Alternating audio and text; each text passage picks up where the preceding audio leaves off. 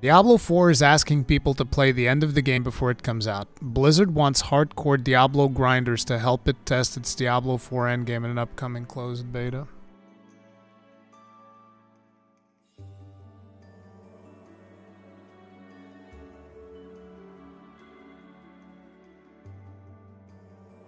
It's like, listen, you guys need to understand. Please understand. Multi-dollar indie company.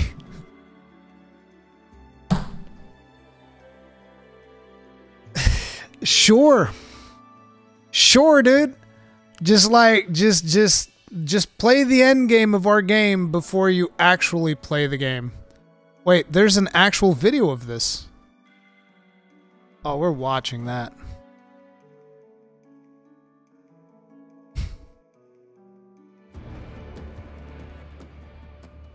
Hello everyone, I'm Rod Ferguson. And I'm Joe Shelley. Now as Diablo 4 marches towards its launch next year, we're excited to announce that we'll soon be entering a new testing phase. An endgame closed beta focused on everything that happens after you finish the epic campaign. Since it's a closed beta, we'll be directly inviting a large number of people using gameplay data to find players who have recently spent significant time in Diablo endgame experiences. These players will give us feedback on endgame features. What exactly do you think qualifies as Diablo endgame experience right now? What do you think qualifies as a Diablo endgame experience? That's right. That's right. It's the whales in Diablo Immortal, baby. That is what it's all about. It's all about the whales. That's simple. You want those Diablo Immortal whales to keep whaling. It's so incredibly disgusting. Sorry, I was just updating the description of this stream. It's so incredibly disgusting that they just go like, oh yeah, anybody who's playing Diablo Immortal, right? It's not just Diablo Immortal, right? It's also going to be whoever's engaging with the latest season of Diablo 3, maybe. But them specifically saying, oh yeah, we want people to test out our game. We want the people that we've already conditioned to test out our game. Because here's the thing. If you're going to be getting the opinions of Diablo Immortal players like Diablo Immortal Whales, if those are going to be the opinions that you're going to be listening to, then I couldn't give less of a fuck about Diablo 4. It is literally that simple. It's like, if the people that are going to give you feedback on the endgame system of Diablo 4 are the same people that are pumping thousands and thousands of dollars into Diablo Immortal, y'all can keep Diablo 4. I don't even want it anymore. I want to point out he said a significant amount in Diablo endgame. Let's listen to it again. Inviting a large number of people using gameplay data to find players who have recently spent significant time in Diablo endgame experiences. Diablo and significant time in Diablo endgame experiences. Not a significant amount, significant time in Diablo endgame experiences. He literally says it. In Diablo endgame experiences. And significant time in Diablo. Yeah, see, significant time in Diablo endgame. Like, to me, this just says people who are still playing Diablo 3 seasons, which that is fine. I think that's cool that those people get to provide you with feedback. But like the people playing Diablo Immortal, dude, the last thing I want is any of those people providing any feedback whatsoever in Diablo 4. These are people that what exactly are they going to tell you? Like the whales that are whaling on Diablo Immortal, what exactly going to tell? They're going to be like, "Oh, can I buy gems? Can I go to the rifts and get 5-star gems? Oh, can I buy the Ebene Hall, whatever, the extra stats? Can you put more pay to win in the game?" That's not the kind of feedback I want you motherfuckers to listen to when it comes to Diablo 4. Their feedback is fuck me harder, Daddy Blizzard. Yeah, dude. Diablo endgame experiences. These players will give us feedback on endgame features. See, I hadn't even heard that part. These players will give us feedback on endgame features. Dude, game is dead. Diablo 4 is dead. It's not even out. It's already dead. Yes, the players who are wailing on Diablo Immortal will give us all the feedback we need. Yes. Go tell it on the mountain. I'm so... Dude.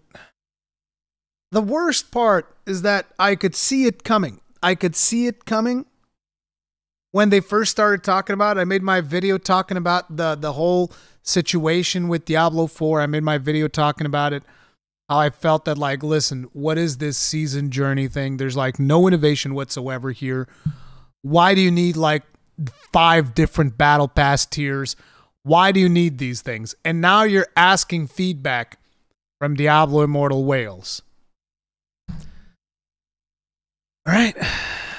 PvP, Nightmare Dungeons, Whispers of the Dead, and our newest feature, Helltide. To be eligible to receive our invite, make sure you check out our latest blog for instructions. And don't worry, if you're not invited, public testing phases will come early next year. Now, participants in the Endgame beta will be under NDA, so they won't be able to discuss it publicly.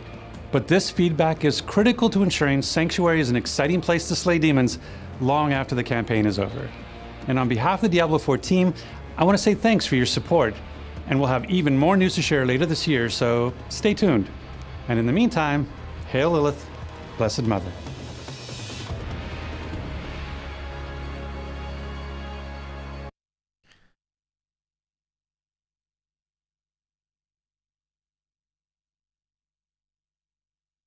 Okay, let's listen to it.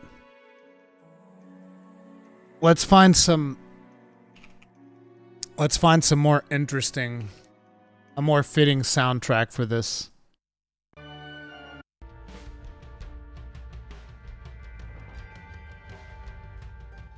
There we go.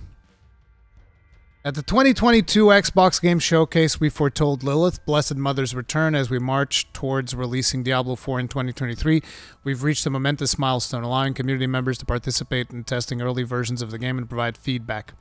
Our closed endgame beta will be the first of few opportunities for select players to experience some of what Diablo 4 has to offer.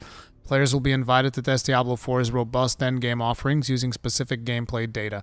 Additional details explaining what types of players are being invited and how invites will be sent out are communicated later in this blog. This closed beta will be confidential, meaning players invited will be unable to publicly talk about or share their gameplay experience. Additionally, the closed endgame beta will be playable on PC, Xbox Series X, Xbox... Wait, the closed endgame beta is going to be playable on all the consoles? Huh. Crossplay and cross-progress for all platforms will also be supported. Huh. For a quick look of what's to come during the Diablo 4 closed endgame beta, watch the video below from director Joe Shelley and franchise general manager Rod Ferguson. We have decided to focus the closed beta on Diablo 4's endgame offerings for a few reasons. The full story of Lilith's return to Sanctuary is not something we would like to spoil prior to release. I'm surprised. You usually like to spoil everything about your games before they release. Players will experience a post-campaign Sanctuary during closed endgame beta. Also, for many, the endgame is their favorite aspect of Diablo. We want to ensure it feels satisfying and with no shortage of challenging variety to experience across many, many demon-slaying gaming sessions. To achieve this, we're collecting community feedback early so that it may be integrated into Diablo 4 prior to launch. Players who are selected to participate in the closed endgame beta will have the ability to provide feedback between bouts of cutting down demons through an in-game feedback tool. Now here's the rundown of the endgame offerings included in closed endgame beta. Helltide, Nightmare Dungeons, Whispers of the Dead, Fields of Hatred, and Paragon boards.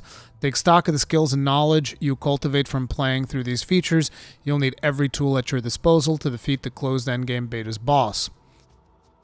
Closed endgame beta offerings, Helltide, while roaming Sanctuary, foot atop your trusty steed, be aware of your surroundings. You might find yourself caught in a Helltide. This is a new region-wide event. It becomes available to heroes only once they've reached World Tier 3 Nightmare difficulty.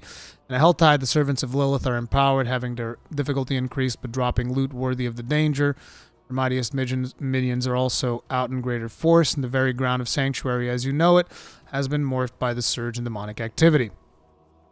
As you call the monstrosities inhabiting a Helltide, they'll potentially drop cinders, a new currency that can be spent to open Helltide chests scattered throughout the respective region. These chests boast bountiful boons exclusive to a singular item slot. Wait, what? As you call the monstrosities inhabiting a Helltide, they'll potentially drop cinders in your currency that will be spent on opening Helltide chests scattered throughout. Oh, you can spend the currency to open Helltide chests, which are scattered throughout the region. These chests both plentiful boons exclusive to a singular item slot. So the chests themselves will only contain a specific item slot. This is actually a good thing. This basically gives you a little bit of the deterministic aspect to the thing that you're about to loot. So in my opinion, this is a very good thing. Torso, legs, two-handed weapon, but be wary in hoarding your cinders. Should you fall in battle, they'll drop and must be reclaimed. That's cool. Risk-reward. It's a risk-reward situation. So basically, if you want, I'm assuming like chests will have different rarities and stuff. So if you want one of the rarer chests, you're going to have to risk it all. And yeah, this is very good. I like this feature a lot. This feature seems really good. Nightmare Dungeons. We've crafted the difficulty of Diablo Dungeons straight out of your nightmares. No, really. Nightmare difficulty dungeons in Diablo 4 unlock upon locating your first Nightmare sigil. Each sigil corresponds to a specific dungeon somewhere in Sanctuary.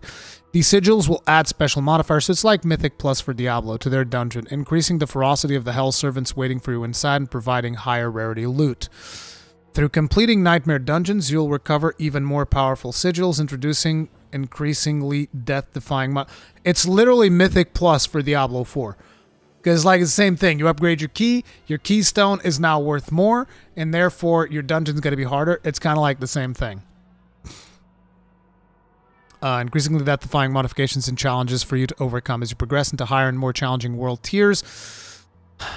New Nightmare Dungeons will become available for you to explore. It's just like world tiers is another one of those concepts that it's been done so much. I'm not necessarily against it. I don't know what the solution is. I just feel like there needs to be, you know, people need to look into creative things, not just like, oh, people have done world tiers before. I guess world tiers work. Whispers of the Dead. Then again, to be honest, considering Blizzard's propensity to fuck up, maybe exploring the tried and true methods will be the best way to go about it.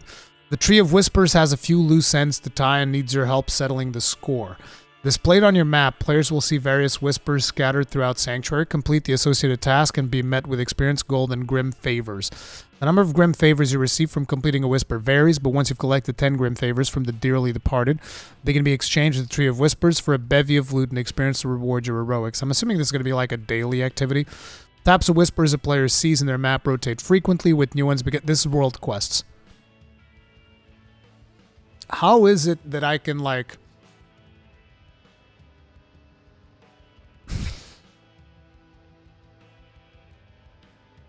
How is it that I can just read these features and instantly identify a World of Warcraft feature? It's like, oh, this is Mythic Plus. Oh, this is World Quests. Again, like I said, maybe going for tried and true will work out for them. Who knows? Each whisper offers both a different set of rewards and experience for completing it. Traditionally, the Whispers of the Dead system does not become available to players until after completing a specific chapter of the main quest line. For the closed beta, players will be able to engage with this system right out the gate.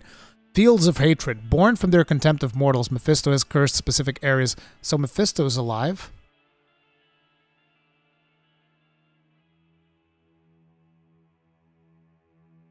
I mean, I'm not going to say spoilers, but spoilers?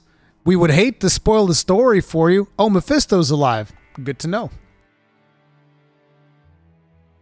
Seem to remember killing him all the way back in Diablo 2 and crushing his soul stone, implying that he's never going to come back. But okay. Transforming them into deadly fields of hatred. These designated... We knew that since the end of D3 with the Black Soul Stone. Yeah, well, whatever. These designated PvP zones are the proving grounds for players looking to bring renown to their name through blood and zeal. Inside the Fields of Hatred, players can dispatch demons to collect seeds of hatred. To make use of these seeds, you'll need to bring them to the Altar of Extraction. or they can be smashed into red dust. Be quick to convert your seeds of hatred into red dust. They are the desire of other players lurking in the zone, and if they are skilled enough to overtake you in combat, your seeds of hatred will be dropped. So this is like Dark Zone in Division. If you guys played Division, you'll know about Dark Zone. You'd collect loot, other players could kill you, get your loot, then you have to purify loot, blah, blah, blah, blah. Going through the trouble of transforming seeds of hatred into red dust does have its merits. Red dust will not be lost if you are felled. It can also be spent at PvP cosmetic and mount vendors for ornamental rewards. Will you be able to forge a name for yourself in these tainted lands? Okay. Also, what do you mean by... Since the end of D3, we knew that with the Black Soulstone. Now I'm a little bit confused. I don't remember Mephisto even being mentioned in Diablo 3. And again, it's been a while. Who will be invited? This is the part that's going to really piss me off. I know this. Ensuring that Diablo 4's endgame provides the type of thrilling, ever-evolving experience we have set out to create is paramount for the team and something we cannot determine on our own. We need experts, perhaps even players such as yourself. It'd be great if you thought about this a little bit, you know, be able to figure this stuff out by yourselves, but I guess that's not a thing. Specifically, we'll be using gameplay data to invite a limited number of Diablo players who have recently spent significant amount of time playing the endgame experience of Diablo 2 Resurrected, Diablo 3, and Diablo Immortal. Nope. Nope. I'm sorry. Like, listen, I'm going to be very, very harsh about this point, and I'm going to be very, very strict about this point. The feedback of Diablo Immortal players that are still playing the game, particularly like the feedback of Diablo Immortal players who have recently spent a significant amount of time playing the endgame experience, the feedback of those players is fundamentally fucking pointless. And it will serve as nothing more than a negative influence in Diablo 4. Like, this is not a theory, this is a statement of fact, because Diablo Immortal is effectively a bad game. From any conceivable metric that you can possibly come up with, Diablo Immortal is a terrible fucking game. There are people who have this misguided notion that somehow, if the game wasn't monetized as heavily, it would magically become an amazing game. No. The game is fucking terrible, all right? Diablo Immortal is a fucking terrible game. If somebody is still playing Diablo Immortal, I question their mental sanity. Not to mention the amount of money that they have been separated from, okay?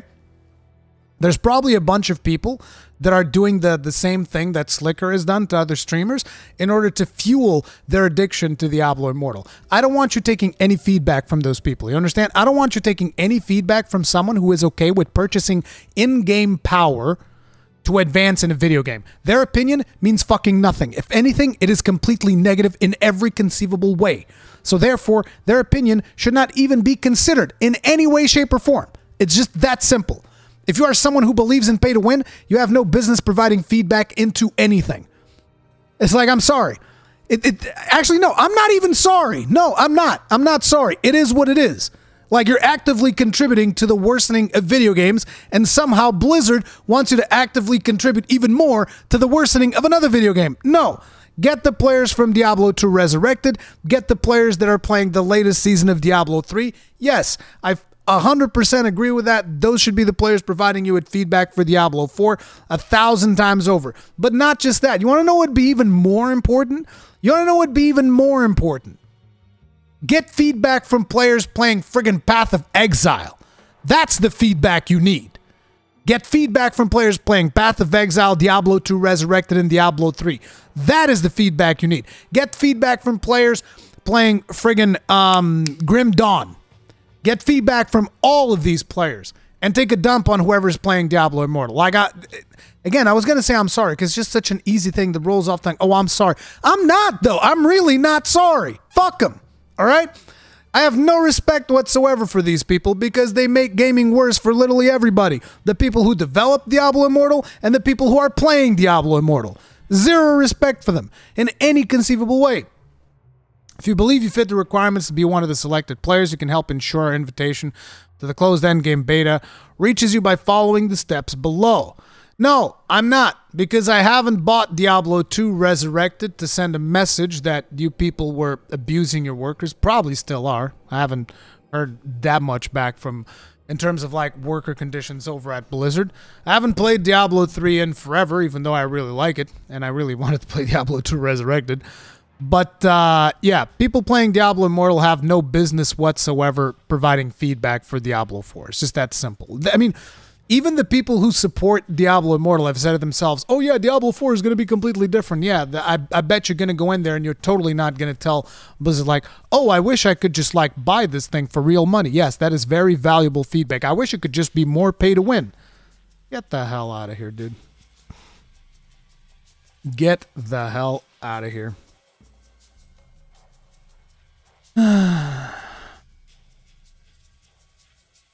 Click the update button. I am. Yeah. See, I now have. There are a lot of positive things about the features that they're putting here in the game. Like I talked about, the Helltide thing seems cool. Nightmare Dungeons seem interesting because it's Mythic Plus, but for Diablo 4. Whispers of the Dead is basically World Quest. It's whatever. Fields of Hatred seems interesting because it's going to be a PvP thing. Oh, what is this? Did I not read this? Upon reaching level 50, Paragon boards an endgame character growth system side of Empire Hero unlocks. Your hero and his experience, they will receive Paragon points. Points can be spent to unlock new tile sockets. Oh yeah, the Paragon boards, I think they're even swapping those in between seasons or something. Paragon boards is almost going to be kind of like a PoE type skill tree, I believe. That's what's going to be. But yeah, it's like the simple fact that they're going to be inviting Diablo. Like I don't want any influence from this piece of dog shit on Diablo 4, any influence whatsoever. But this is just going. There's no way that this can be viewed in a positive light. Feedback from Diablo Immortal players is a terrible idea. It's just a terrible idea. The people still playing Diablo Immortal should just continue to play Diablo Immortal forever, and whatever. It's like I'm just pissed off, dude. I'm just pissed off because it's sad to even think about it.